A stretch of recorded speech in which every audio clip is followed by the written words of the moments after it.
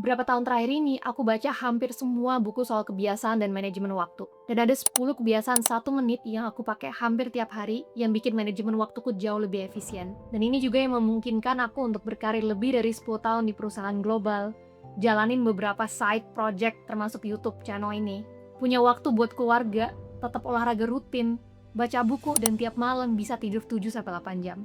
Padahal dulu aku lulus kuliah dengan IPK 2,9 dan aku parah banget soal manajemen waktu. Jadi kalau hari ini kamu merasa nggak punya waktu, aku ngerti banget. Makanya di video ini aku akan share 10 kebiasaan 1 menit yang bisa balikin 20 jam waktu kamu tiap minggu. Oke, kita mulai. Yang pertama ini adalah pakai timer. Dulu aku ngerjain sesuatu sampai berasa selesai aja. Dan itu bisa lama banget. Sampai aku belajar tentang hukum Parkinson yang bilang bahwa kerjaan akan memisi waktu yang kamu sediain. Jadi kalau kamu kasih 3 jam, dia bakal habis 3 jam. Kalau kamu kasih 4 hari, dia juga bisa selesai 4 hari. Nah sekarang aku hampir selalu pakai timer, dan aku pecahin kerjaan besar jadi kerjaan yang lebih kecil. Jadi tiap kerjaan itu misalkan 1 jam, 50 menitnya kerja, 10 menitnya break. Dan satu lagi, kamu juga bisa set timer 60 menit tiap minggu untuk beresin semua tugas kecil yang kamu tunda berhari-hari. Ya misalkan itu bisa jadi kayak bayar tagihan lah, balas email, booking sesuatu, 1 jam dan selesai. Dan ini bikin aku sadar, kadang masalahnya bukan kurang waktu, tapi kita nggak sadar energi kita itu terbatas. Dan itu kebiasaan berikutnya. Kebiasaan yang kedua adalah kerja sesuai energi. Nah, kita sering ngomongin manajemen waktu, padahal yang lebih realistis itu adalah manajemen energi. Jam 9 pagi, fokus kamu beda sama jam 4 sore. Atau bisa kebalikannya untuk beberapa orang. Nah, aku dulu maksa kerja kreatif malam hari setelah capek seharian. Hasilnya lama, frustrasi, akhirnya jadi nunda. Nah sekarang aku taruh kerja berat itu di jam energi yang paling tinggi. Ya brainstorming, scripting, decision making semuanya pagi. Jadi sore itu cuma buat administrasi, email, dan operasional. Tapi bahkan kalau energi kamu udah selaras pun, kalau lingkungan kamu masih kacau, fokus bakal tetap bocor. Jadi kita rapiin itu dulu. Kebiasaan ketiga, siapin lingkungan sebelum mulai. Sebelum mulai kerja, aku biasa ambil 1 menit untuk setup, untuk bikin lingkungan lebih kondusif untuk fokus. Ya misalkan dari tutup tab yang nggak perlu di laptop, singkirkan handphone dari jangkauan, rapihin meja. Karena seringkali bukan niat yang kurang, tapi distraction kita tuh yang terlalu dekat. Nah dulu aku buka laptop, biasanya otomatis buka email. Dan satu email kecil kadang bisa bikin 30 menit hilang. Nah sekarang aku bikin lingkungan yang mendukung aku buat fokus.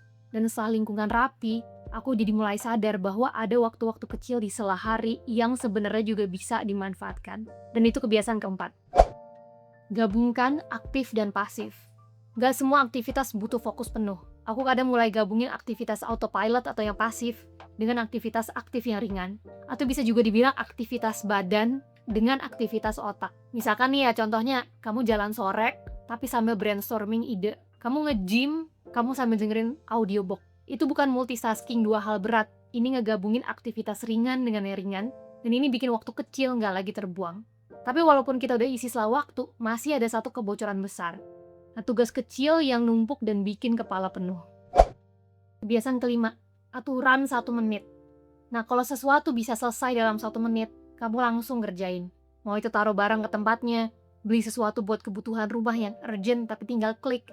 Nah, masalahnya bukan tugas yang berat, yang bikin capek itu adalah jumlah kecil yang numpuk. Dan setiap tugas 1 menit yang kamu beresin, itu satu beban mental yang hilang. Dan setelah beban kecil ini berkurang, tantangan berikutnya itu biasanya satu hal, mulai sesuatu yang besar. Nah ini kita masuk ke kebiasaan ke-6, aturan 5 detik. Nah kita sering gak mulai bukan karena susah, tapi karena otak itu keburu debat. Misalkan kita kepikiran mau olahraga, otak tuh langsung kasih alasan, nanti aja capek, besok lebih enak. Nah di bukunya, Mel Robbins menyebutkan ini sebagai the 5-second rule. Idenya simple banget, begitu kamu punya dorongan untuk melakukan sesuatu yang baik, kamu itu mundur. 5, 4, 3, 2, 1. Langsung lakuin gerakan pertama. Karena kalau kamu kasih otak waktu lebih dari 5 detik, dia akan cari alasan untuk berhenti. Dan ini bukan soal motivasi, ini adalah soal momentum. Nah contoh paling simpel, kamu mau olahraga, kamu hitung 5 detik, pakai sepatu dulu. Kamu mau nulis, kamu hitung 5 detik, buka dokumennya dulu. Kamu mau beresin file, kamu hitung 5 detik, bikin satu folder dulu. Kita nggak nunggu mood, kita mulai dulu dan moodnya nanti menyusul. Dan begitu kamu bisa mulai dengan cepat, kamu akan sadar satu hal, mulai itu penting. Tapi kalau nggak ada sistem, kamu tetap bisa kewalahan. Makanya kebiasaan berikutnya bukan soal mulai, tapi soal mengatur semuanya supaya realistis. Kebiasaan ketujuh, jadwalin semua ke kalender. To-do list itu emang terasa produktif. Tapi kalau ini kepanjangan dan semua to-do list itu untuk berhari-hari ke depan juga di situ, akhirnya tuh cuma jadi daftar rasa bersalah. Nah, makanya sekarang aku masukin semua ke kalender. Kalau nggak dijadwalin, itu bakal nggak ada. Dan ini memaksa aku jadi realistis. Misalkan bikin dokumen ini 30 menit atau 60 menit ya. Nah, kalau nggak ada suatu waktu, berarti aku harus pilih antara delegasi atau nggak diprioritasin dulu. Nah, kebiasaan ke-8, kumpulin kerjaan yang sama dalam satu waktu. Yang sering kita bilang sebagai multitasking dalam kerjaan itu sebenarnya capek banget buat otak. Kita sering nggak sadar, tapi setiap kali kamu pindah dari satu jenis kerjaan ke kerjaan lain, otak kamu tuh butuh waktu buat nge-loading ulang. Nah, ini contohnya yang sering kejadian ya. Kamu lagi fokus ngerjain presentasi, kamu tiba-tiba buka WhatsApp, terus kamu balas 2 chat.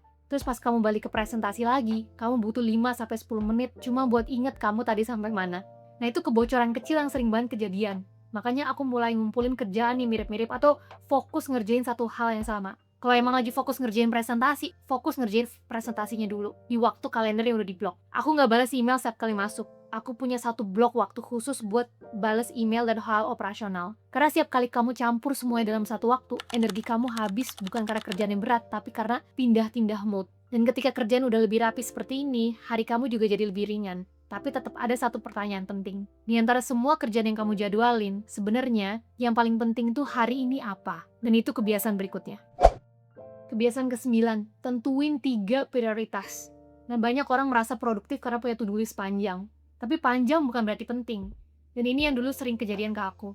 Aku ngerjain banyak hal dalam sehari. Ya balas email, follow up, rapiin file, meeting yang banyak. Tapi di akhir hari rasanya tuh kadang suka tetap, kok aku jadi nggak berasa ngerjain apa-apa ya? Karena aku sibuk tapi bukan di hal yang berdampak. Nah, sekarang aku cuma tulis 3 prioritas utama setiap hari. Dan ini bukan 3 kerjaan random. Ini 3 hal yang kalau selesai, harinya kamu anggap menang. Nah, contohnya ya, bukan misalkan balas semua email, scroll cari referensi, tapi selesaikan draft script, kirim proposal penting, olahraga 30 menit.